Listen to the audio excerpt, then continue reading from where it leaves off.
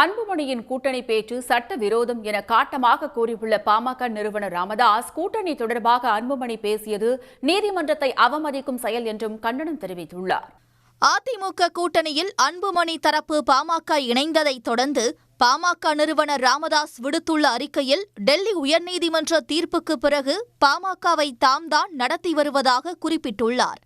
கடந்த ஆண்டு டிசம்பர் 17ஆம் தேதி முதல் பாமகவின் தலைவராக தன்னை தேர்ந்தெடுத்து செயற்குழு மற்றும் பொதுக்குழுவால் அங்கீகரிக்கப்பட்டு தேர்தல் ஆணையம் அறிவுறுத்தியபடி அனுப்பி வைக்கப்பட்டுள்ளது என்றும், பாமகவுடன் தேர்தல் கூட்டணி என்று அன்புமணியுடனோ அல்லது வேறு எவரிடமோ எந்த அரசியல் கட்சியும் பேச்சுவார்த்தை நடத்த இயலாது எனவும் ராமதாஸ் திட்டவட்டமாக கூறியுள்ளார்.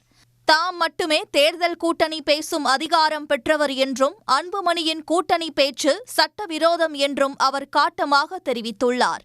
மேலும் நீதிமன்றத்தை அவமதிக்கும் செயலில் அன்புமணி ஈடுபட்டுள்ளதாக கண்டனம் தெரிவித்துள்ள ராமதாஸ், கட்சி விதிப்படி பாமக சார்பில் கூட்டணி பேச தனக்கு மட்டுமே உரிமை உள்ளதாகவும் கூறியுள்ளார்.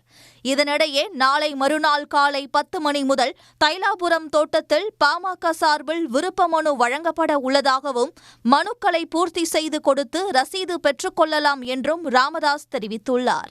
உடனுக்குடன் செய்திகளை தெரிந்து கொள்ள சன் நியூஸ் பெல் ஐகானை கிளிக் பண்ணுங்க.